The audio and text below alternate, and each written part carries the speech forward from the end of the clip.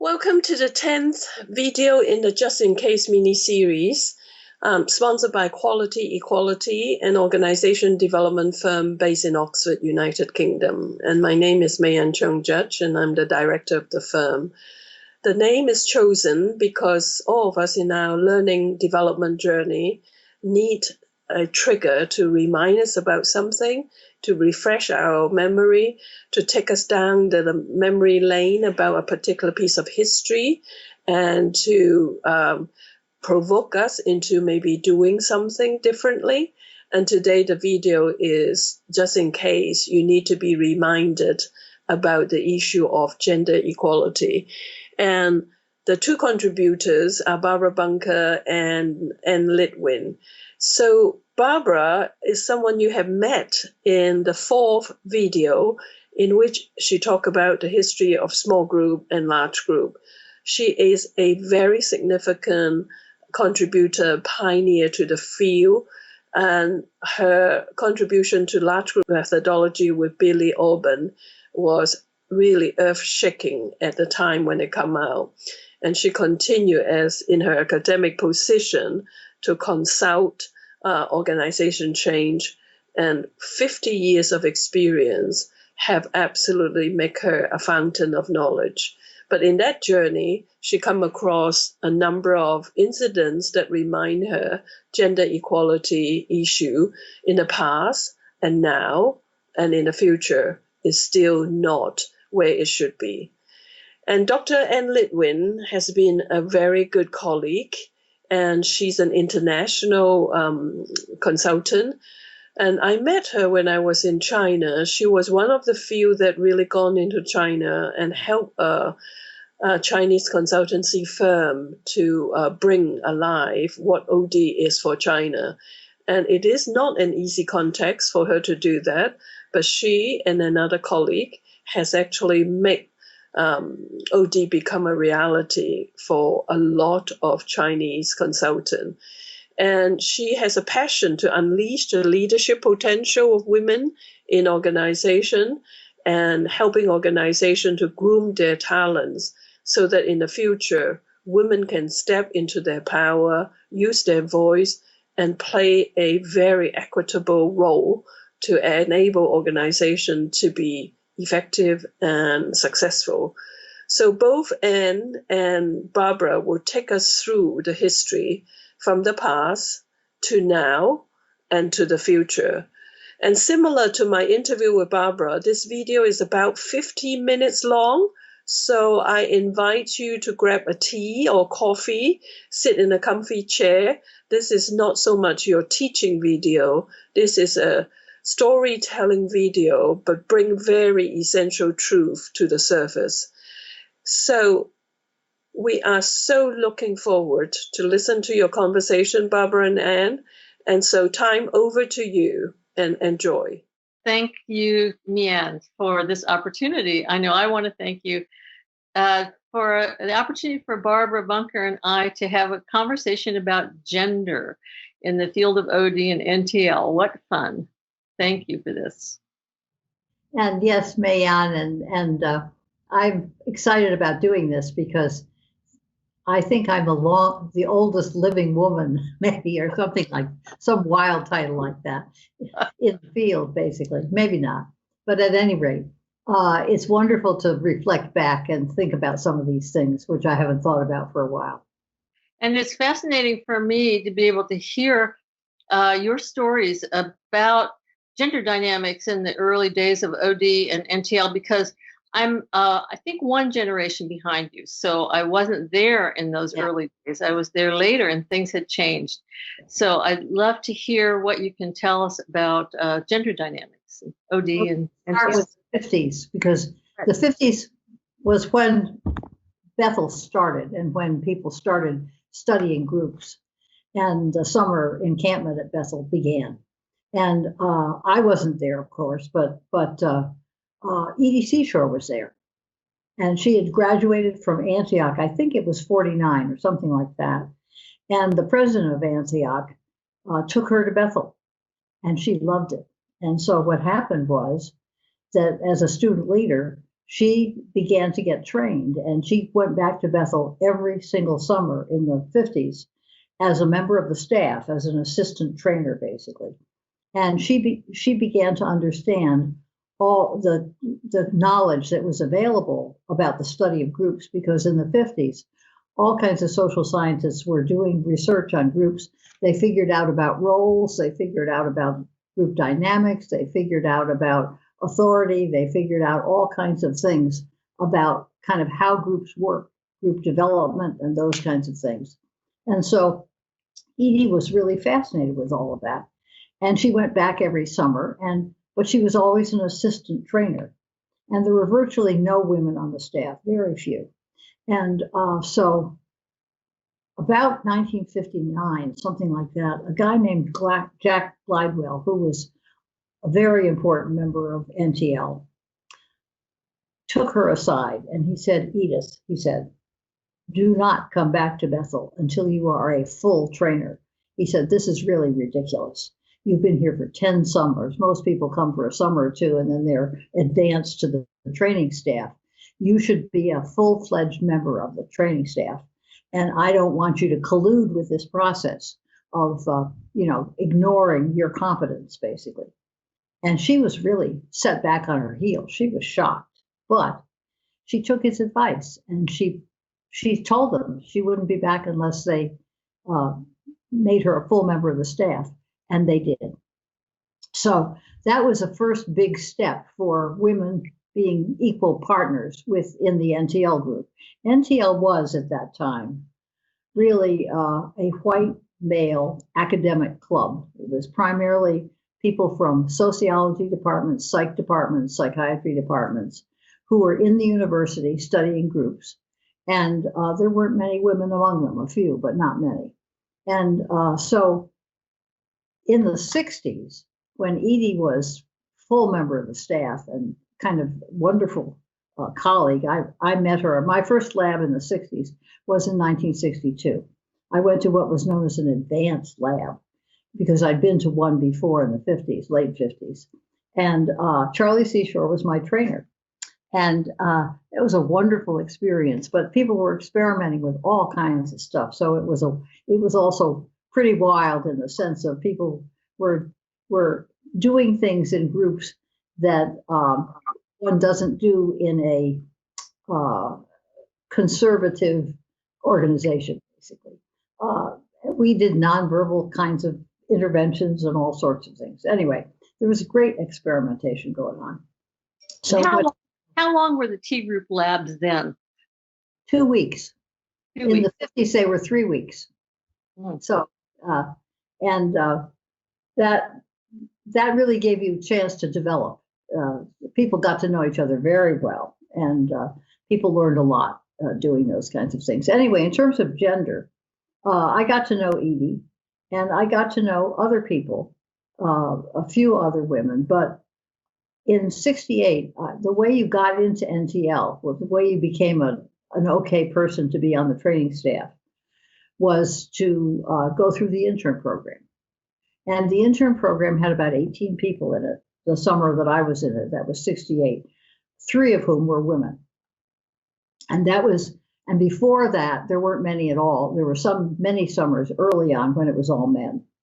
And Warren Bennis ran it, basically. And so what happened was that I got to be good friends with Edie, and I got to be good friends with Billy Alban, who was taking a slightly different track. Billy was in the poverty program in New York City, and I had met her as part of various groups of social scientists who were getting together and talking about groups when in the city, and we liked each other. We became good friends. And so what happened was that she applied to the first OD program, which was in 1970, and she was turned down. And she was sponsored by Beckhart at that point, and she was furious about being turned down because she was doing organizational consulting. She was working with organizations in the poverty program. And so what happened was that Billy, she's a community organizer, basically. Billy does not take a slights lightly. So she wrote a blistering letter to NTL about being rejected from this program with all the credentials she had. I mean, she ran a company when she was in Ecuador, and she has wonderful stories about problem solving at the system level, in that company that was her husband's petroleum company, but he got ill, and she ran the company for a while. And she started all kinds of things, like she took theater groups to different places to do dramas about health and that kind of. I mean, she was just a remarkably interesting person. And so what happened was that when they got this letter, I guess they thought twice, because they called her and said, "We're taking you into this program," basically. And so she was in the program in 1970, and she was on the staff of the program the next year. So that's the kind of competence that she had. But she and Edie and I recognized sort of late 60s, I think. We were talking. We'd have these wonderful three-way conversations because there was nobody else to talk to who was female much. And so we would be talking to each other, and we would say, there are all these very talented women around. How come they're not part of the, training staff anymore? This was a time when Bethel was booming. There were lots of people in labs. And so what happened was we said, well, we need to talk to NTL about this. I think this is, motivated blindness, if you will. I mean, they don't want to take a look at this, and we need to push. So they were treating us, the three of us, as like the only women who were possibly qualified, which was crazy. And so we confronted them with that, and they said, are there really other women? Oh, that's amazing. Why don't you make us a list? So we did. We made this long list of 20 plus women who were totally qualified to lead training groups. And the next summer, when we arrived in Bethel, we looked at the staff list. None of these women appeared on the staff list. And we said, what was going on here? So we walked to the NTL office and we said, kind of, what happened to the list? Where are the people? What did you do? How come? What's going on? And they said, the list? They said, I don't remember any list. Oh, maybe we can't. Oh, did you give us the list? Does anyone know where the list is? And it just went on and on. I mean, they lost the list. So we made another list. And that time we really monitored them. And we called them during the winter. We said, now, who are you taking? Who's going to do what? That kind of stuff. And so that was one of the kind of examples of the ways that we were. The other example that I'm very fond of was the thing that Edie and I did that was enormously helpful to me. One day we'd have a one-day staff planning ahead of every 2-week lab. And the staff would get together and we would plan what we would do on day 1, day 2, day 3. So I'm sitting there in the planning, and I said, at some point, after lunch, people are kind of heavy and logy. Don't you think it'd be a good idea to have something pretty active after lunch? Deathless silence. Nobody said a word. So I thought to myself, this is the 60s.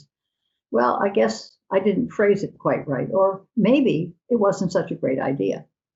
But then about 15 minutes later, some guy on the staff says, after lunch, people are kind of logy. And I think it would be quite a good idea if we had some activity. And another guy said, oh, what a terrific idea. And they were off and they planned an activity. And I'm sitting there thinking, did I say this wrong, or kind of what's going on here? So after the event was over, our training meeting, I grabbed Edie. I said, Edie, am I losing my mind here? What happened? I mean, was I not clear about my suggestion? She said, Barbara, she said, you were totally clear, and they just didn't think that a woman could have a good idea. And so they did not hear it. And but they do listen to men. She said, here's what we're going to do, Barbara. She said, every meeting that you and I are in, if either of us gives a suggestion, the other person is going to say immediately, oh, that was a great idea of Barbara's. Let's talk about it, even if we hate the idea. Because the way we get ideas discussed is to support each other's ideas. And we did that with each other. And we suggested that to other colleagues, that that's the strategy that they should use. It worked like a charm, basically. Yeah. So I don't know. So this is very interesting to me because this is still going on today, you know. Of course. Women have a very difficult time having their ideas heard. And Yep. they think that often that it's their fault. There's something that they're doing wrong. Yeah. And there's research on this that's actually come out in the last 2-3 years, where so it's not just a urban myth, right? I often wondered, is it just an urban myth that women ideas get ignored? I mean, I know I've had my ideas ignored, and I know how that feels, but there's actual research now showing that it's really a thing. It's a big thing. And in my experience, women still feel like they question themselves first about maybe I wasn't clear. And it's the same dynamic. Exactly. It has not gone away. Not gone away. Although I think we have gotten better at saying a second time, just a minute. I think this is worth talking about, or something. In other words, I've also learned that I can not fade into the wallpaper and disappear, but that I can push a little bit to get something talked about if I feel it's really important. Well, and you have learned that, and I have learned that, but I find that I do a lot of work with on gender issues in organizations as part of my consulting practice, and I find that younger women still don't know that.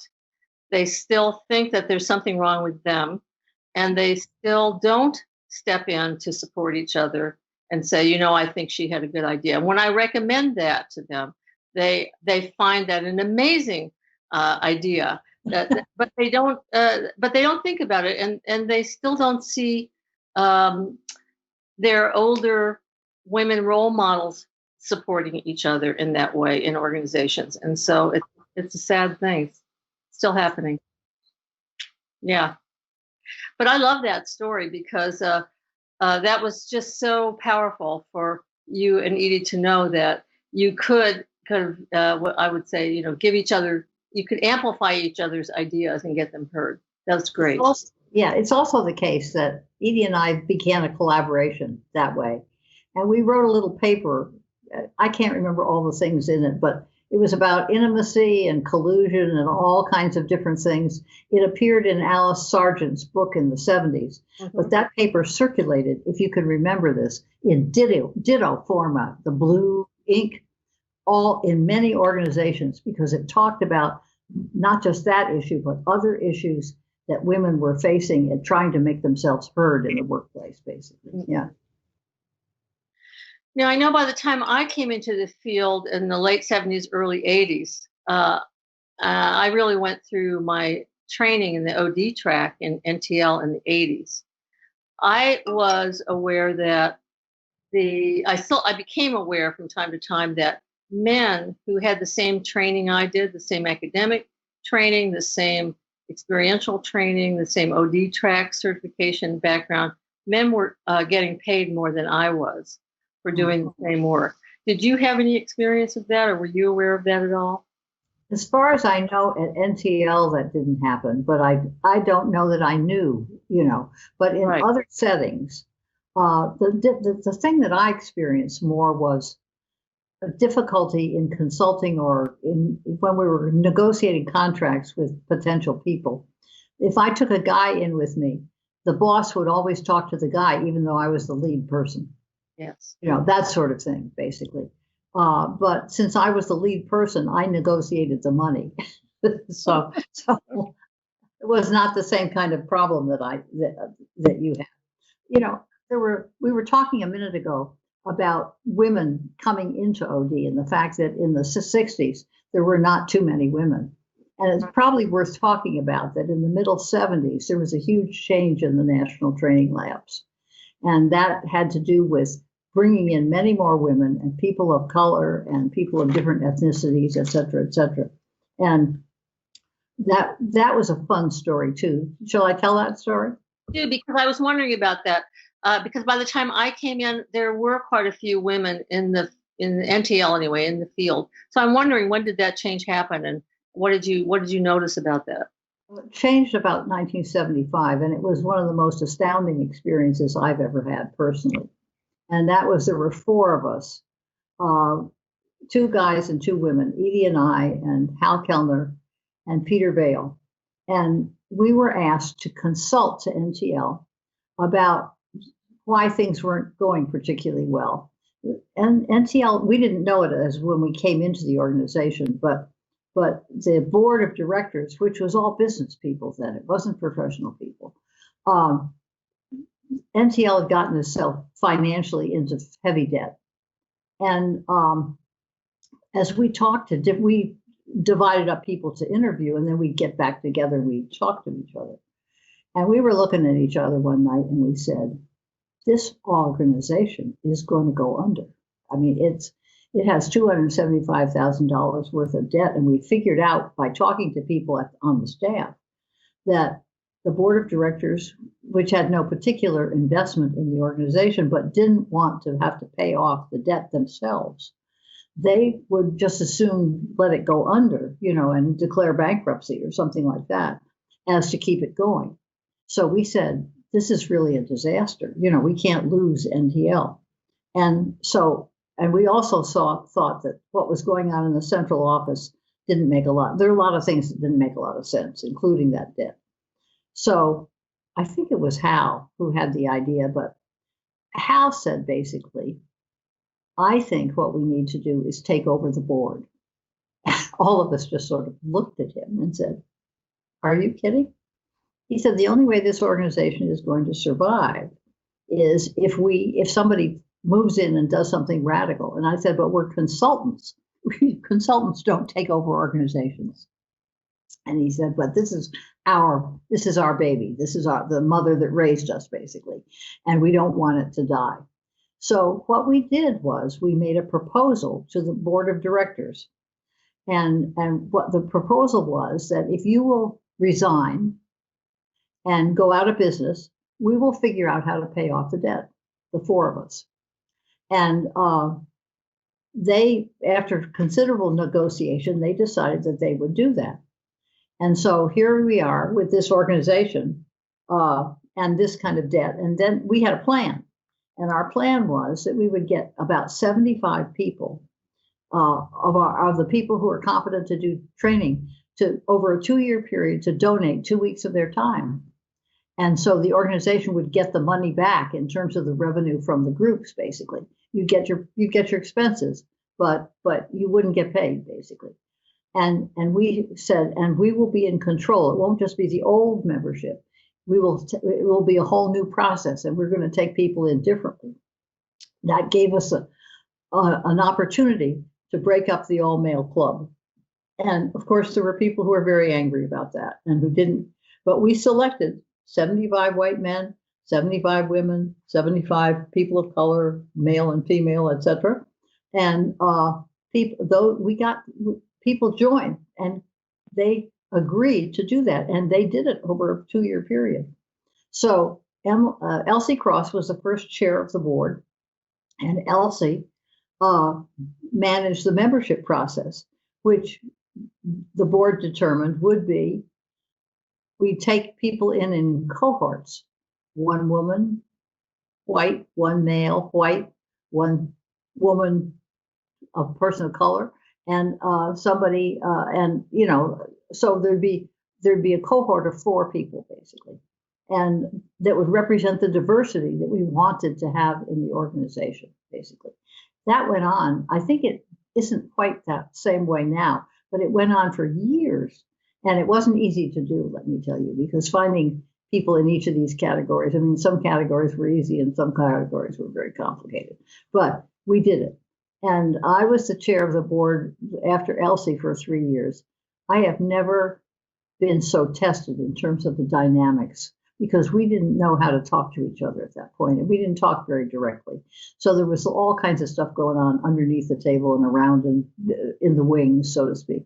But we made it through, and we made some substantial changes to the organization. It was a huge learning experience for me, and one that I really treasured. I will never be the same. And of course, at the same time that all that was happening, diversity training was happening and was developing, so that as you moved into the 80s, you've got all kinds of stuff going on about diversity, as well as what NTL was doing. So when I came into membership at the end of the 80s in NTL, I came in as a member of a cohort. So the system was firmly in place, and it was very exciting to be a part of a system that was paying attention to race and gender in that, and international as well in that way. Yes. So I got to be a beneficiary. And then sometimes of there being more people of color and many more women in the OD profession, because we'd opened the doors essentially. Yeah, exactly. And I came in a particularly large cohort where there was I remember there was quite a bit of controversy about it, because but the attempt was by people who were already inside, perhaps you as one of them, to really expand the field, expand the diversity of the field. Yeah. So that was great. So I do though. I was the chair of the board then. This is great to discover. So that I got to be stand on your shoulders a little bit, a lot in many ways. I was chair of the board in the late 90s. It was a very diverse organization at that point, but I still experienced a lot of difficulty with the older white men in the organization as a leader.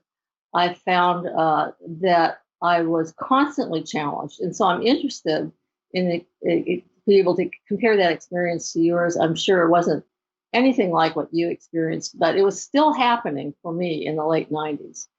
I felt like I was just fighting tooth and nail all of the time and I would have confrontations constantly with some of the white male board members while I was chair, about feeling disrespected and feeling that I just had to fight constantly, not only to be heard, but to have my role to be recognized or respected in my role as the chair. It was very, very difficult. That's very. And what do you think the role issues were? I mean, in the 70s, there were guys who were very unhappy about the fact that this organization had become so diverse, and we did not take in some people initially into membership who, we felt weren't as competent as some of the others. We couldn't take all of the men who were in NTL. And I know there were some leftover bad feelings. Some of those people probably got in later. I don't know.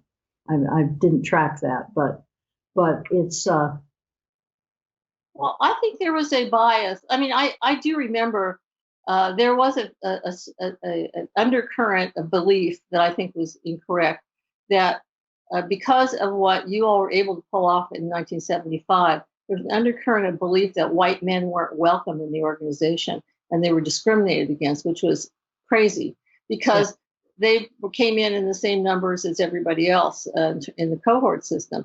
But there was that belief. And I think that the resentment of my leadership from the other white men on the board and off the board as well, I think it was the same thing that women are experiencing today in organizations, where there's still, I think, a deeply held bias in our society, and not just in the U.S., but a deeply held bias against women as leaders, against being able to see women as leaders. There's a resistance, there's a challenge that happens, and it really does drive women out of organizations. And I'm not talking about NTL now, but in business organizations, other organizations, when women step into leadership, I think that they're experiencing, from what I hear from them, the same kinds of things that I experienced when I was the chair of the board of NTL, and perhaps that you experienced. It's deeply ingrained in our society.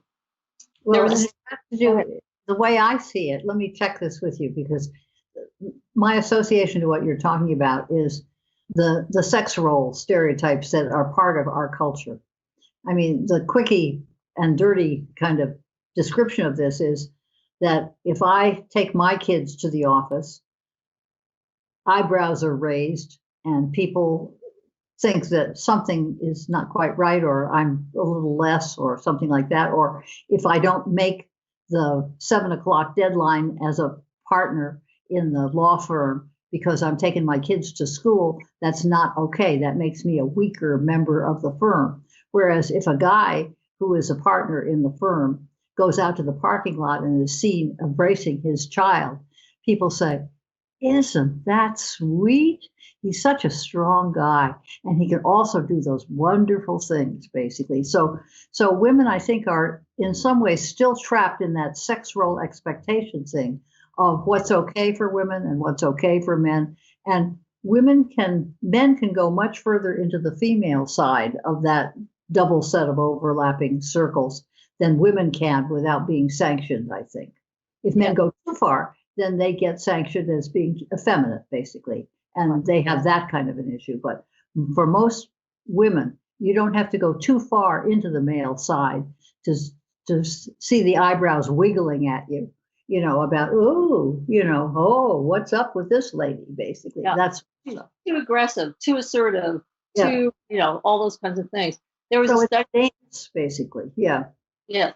There was a study that came out last year, I think it was last year or the year before, about how it was a huge study on the 360 performance feedback, this one instrument that's widely used, about the differences in performance feedback that women and men get.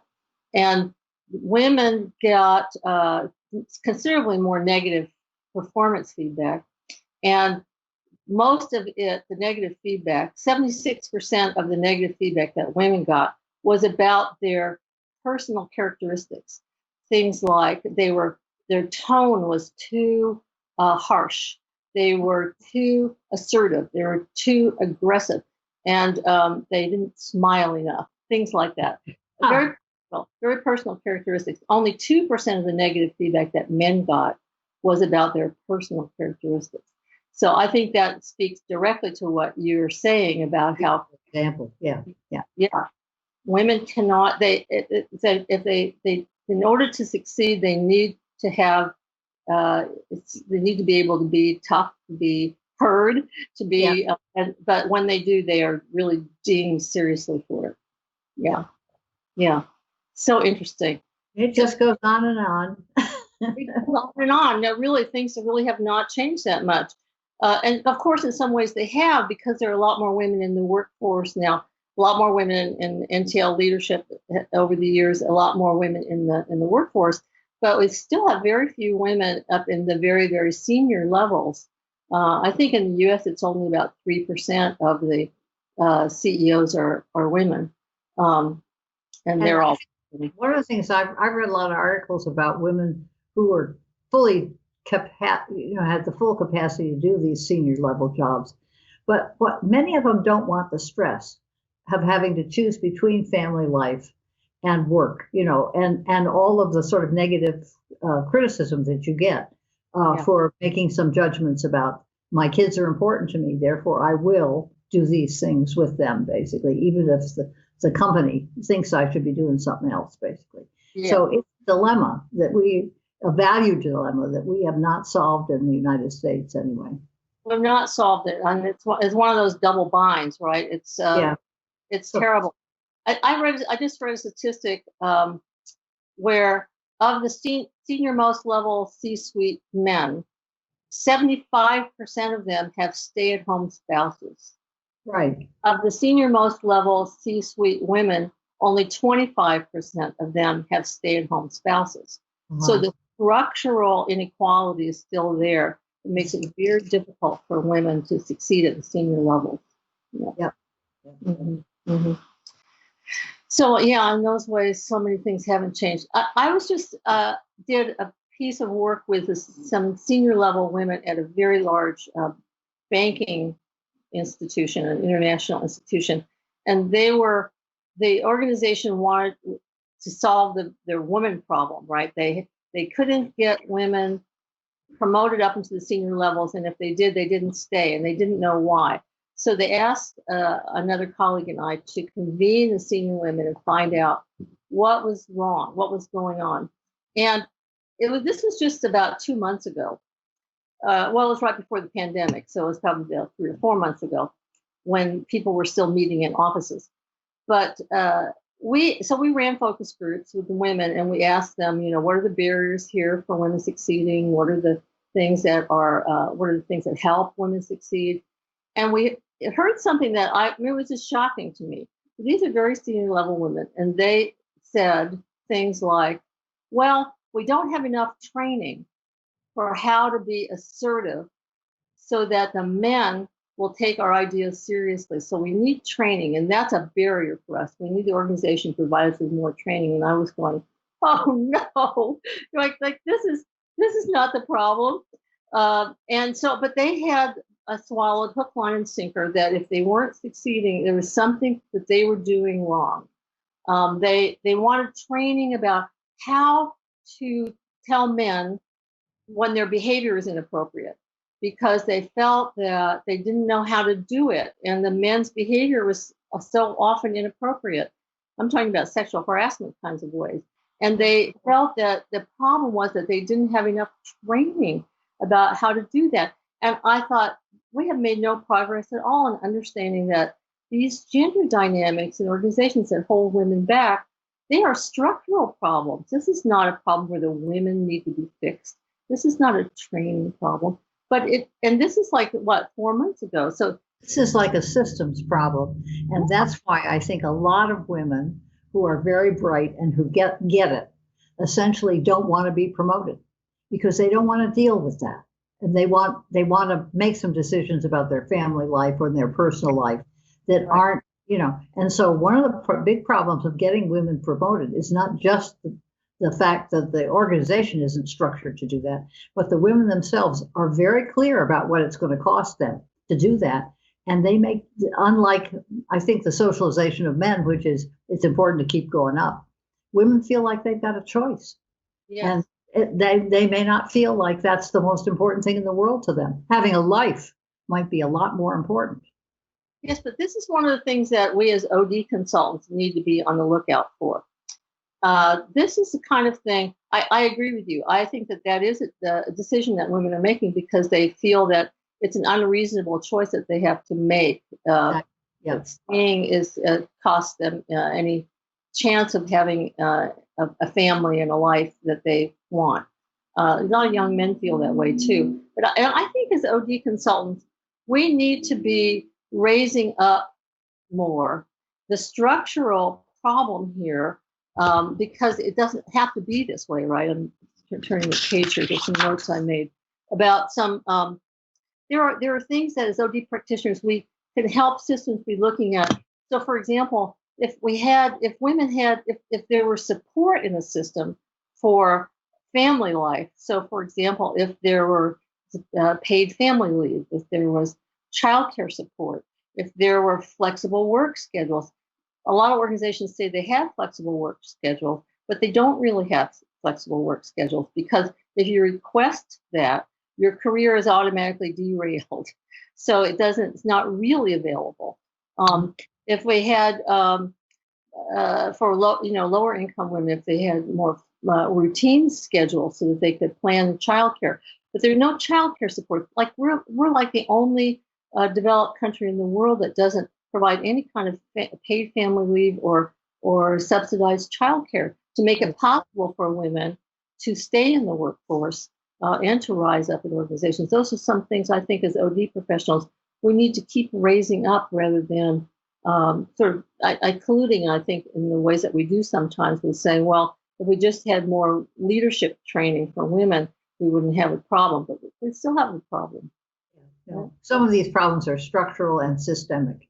Yes. And individual women cannot fix them, basically. Yeah. Right.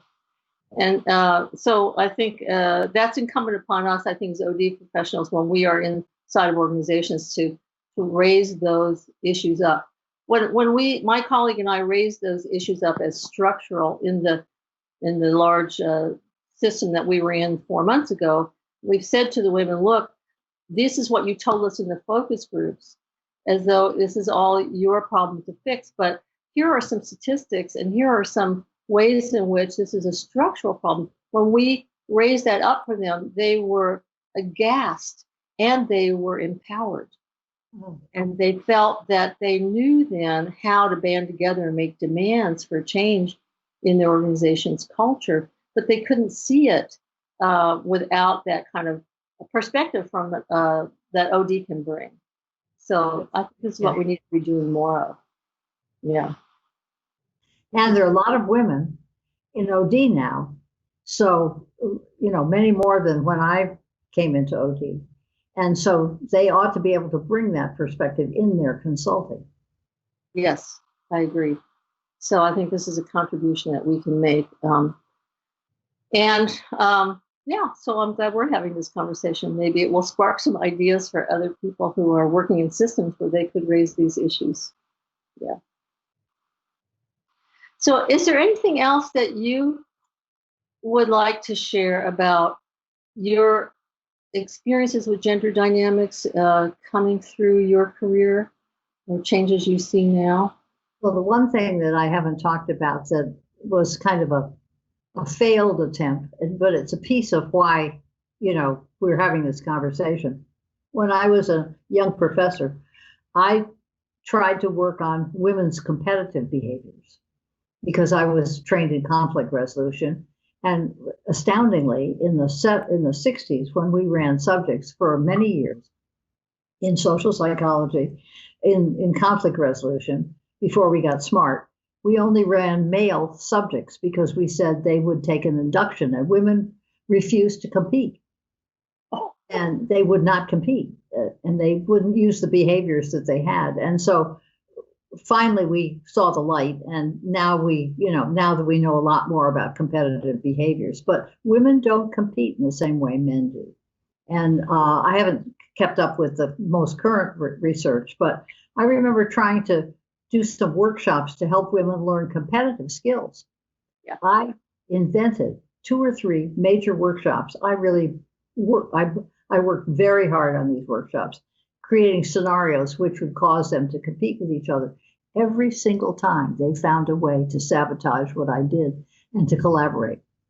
Yes. So, the norms of an all-female group are to support each other and to collaborate. And all-female groups have a lot of trouble differentiating and figuring out how they don't like what's going on, not each other, but, the substance and that kind of stuff. And so I don't know where all of that is.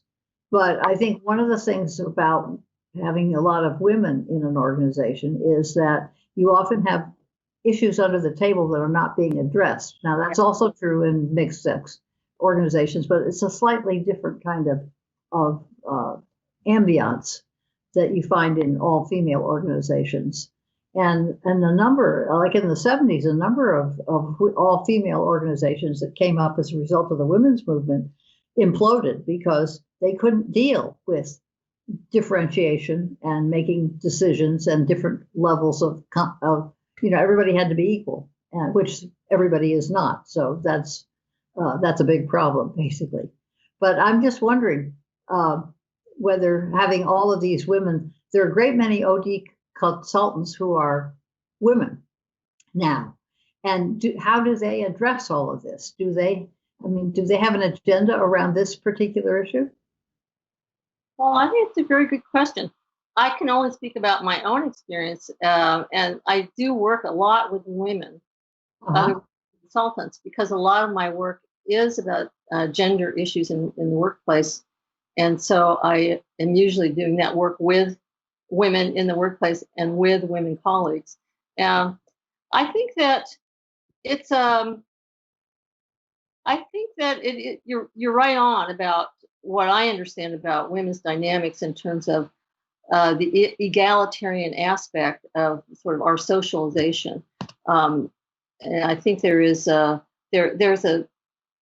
particular author who's been very influential on me. Her name is Joyce Fletcher, and she did research and wrote a book called Disappearing Acts, in which she talks about how there are feminine values around work and masculine values around work.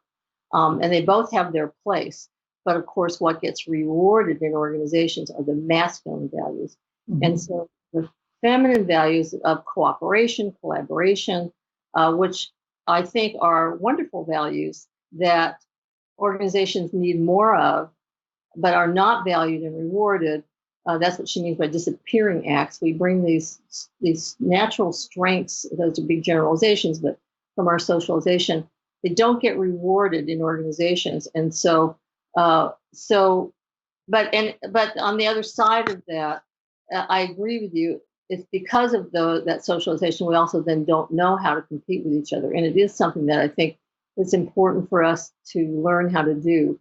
And so I think that we both need to learn how to compete with each other. And we also need to be able to have our strengths around collaboration and cooperation valued in organizations, because that builds teams, right? And they are important skills, but they don't get valued. In fact, they get punished often. And we're not promoted because we are told we don't have what it takes for leadership, which is taking names and kicking ass, right?